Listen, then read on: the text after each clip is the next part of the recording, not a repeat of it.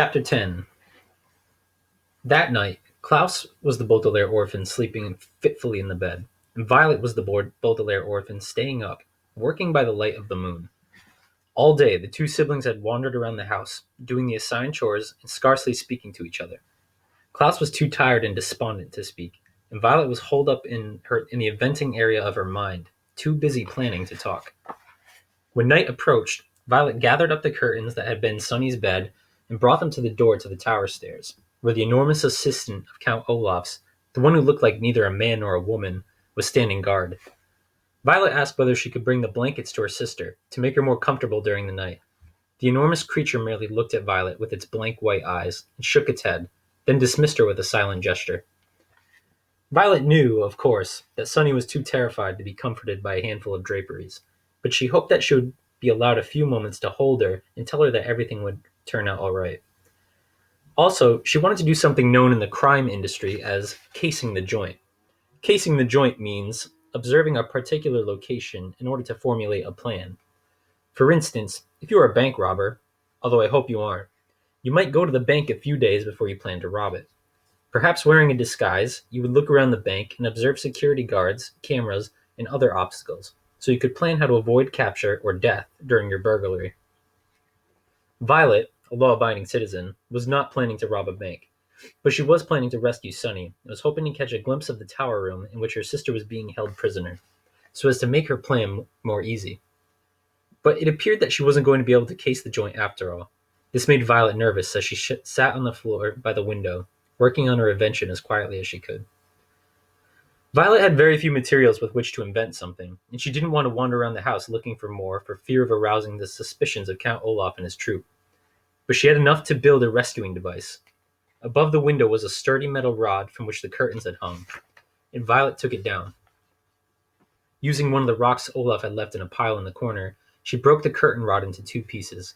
She then bent each piece of the rod into several sharp angles, leaving tiny cuts on her hands as she did so. Then Violet took down the painting of the eye. On the back of the painting, as on the back of many paintings, was a small piece of wire to hang on the hook. She removed the wire and used it to connect the two pieces together. Violet had now made what looked like a large metal spider. She then went over to the cardboard box and took out the ugliest of the clothes that Mrs. Poe had purchased, the outfits the Baudelaire orphans would never wear no matter how desperate they were. Working quickly and quietly, she began to tear these into long, narrow strips, and to tie these strips together. Among Violet's many useful skills was a vast knowledge of different types of knots. The particular knot she was using was called the Devil's Tongue. A group of female Finnish pirates invented it back in the 15th century, and they named it the Devil's Tongue because it twisted this way and that, in a most complicated and eerie way. The Devil's Tongue was a very useful knot, and when Violet tied the cloth strips together, end to end, it formed a sort of rope. As she worked, she remembered something her parents had said to her when Klaus was born, and again when they brought Sunny home from the hospital. "You are the eldest Baudelaire child," they had said, kindly but firmly, "and as the eldest, it will always be your responsibility to look after your younger siblings. Promise us that you will always watch out for them and make sure they don't get into trouble." Violet remembered her promise and thought of Klaus, whose bruised face still looked sore, and Sunny, dangling from the top of the tower like a flag, and began working faster. Even though Count Olaf was of course the cause of all this misery, Violet felt as if she had broken her promise to her parents, and vowed to make it right. Eventually, using enough of the ugly clothing, Violet had a rope that was, she hoped, just over 30 feet long. She tied one end of it to the metal spider, and looked at her handiwork. What she had made was called a grappling hook, which is something used for climbing up the sides of buildings, usually for a nefarious purpose. Using the metal end to hook onto something at the top of the tower, and the rope to aid her climb, Violet hoped to reach the top of the tower, untie Sunny's cage, and climb back down.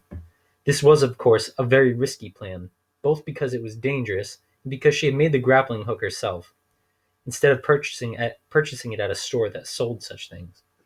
But a grappling hook was all Violet could think of to make without a proper inventing laboratory, and time was running short. She hadn't told Klaus about her plan, because she didn't want to give him false hope. So without waking him, she gathered up her grappling hook and tiptoed out of the room. Once outside, Violet realized her plan was even more difficult than she had thought. The night was quiet, which would mean she would have to make practically no noise at all. The night also had a slight breeze, and when she pictured herself swinging in the breeze, clinging to a rope made of ugly clothing. She almost gave up entirely. And the night was dark, so it was hard to see where she could toss the grappling hook and have the metal arm hook into something. But, standing there shivering in her nightgown, Violet knew she had to try. Using her right hand, she threw the grappling hook as high and as hard as she could, and waited to see if it would catch onto something. Clang! The hook made a loud noise as it hit the tower, but it didn't stick to anything, and it came crashing back down. Her heart pounding, Violet stood stock still, wondering if Count Olaf or one of his accomplices would come and investigate. But nobody arrived after a few moments, and Violet, swinging the hook over her head like a lasso, tried again. Clang! Clang! The grappling hook hit the tower twice as it bounced back down to the ground. Violet waited again, listening for footsteps, but all she heard was her own terrified pulse. She decided to try one more time. Clang! The grappling hook hit the tower and fell down again, hitting Violet hard on the shoulder. One of the arms tore her nightgown and cut through her skin. Biting down on her hand to keep from crying out in pain, Violet felt the place in her shoulder where she had been struck, and it was wet with blood. Her arm throbbed. At this point in the proceedings, if I were Violet, I would have just given up. But just as she was about to turn around and go inside the house, she pictured how scared Sunny must be, and, ignoring the pain in her shoulder, Violet used her right hand to throw the hook again. The usual clang sound stopped halfway through, and Violet saw in the dim light of the moon that the hook wasn't falling. Nervously, she gave the rope a good yank, and it stayed put. The grappling hook had worked. Her feet touching the side of the stone tower and her hands grasping the rope, Violet closed her eyes and began to climb. Never daring to look around, she pulled herself up the tower, hand over hand, all the time keeping in mind her promise to her parents and the horrible things Count Olaf would do if this villainous plan worked. The evening wind blew harder and harder as she climbed higher and higher, and several times Violet had to stop climbing as the rope moved in the wind. She was certain that at any moment the cloth would tear, or the hook would slip, and Violet would be sent tumbling to her death. But thanks to her adroit inventing skills, the word adroit here means skillful, everything worked the way it was supposed to work, and suddenly Violet found herself feeling a piece of metal instead of a cloth rope. She opened her eyes and saw her sister Sunny, who was looking at her frantically and trying to say something past the strip of tape. Violet had arrived at the top of the tower, right at the window where Sunny was tied. The eldest Baudelaire orphan was about to grab her sister's cage and begin her descent when she saw something that made her stop. It was the spidery end of the grappling hook, which after several attempts had finally struck onto something on the tower. Violet had guessed during her climb that it had found some notch in the stone, or part of the window, or perhaps a piece of furniture inside the tower room, and had stuck there. But that wasn't what the hook had stuck on. Violet's grappling hook had stuck on another hook. It was one of the hooks on the hook-handed man, and his other hook, Violet saw, was glinting in the moonlight as it reached right towards her.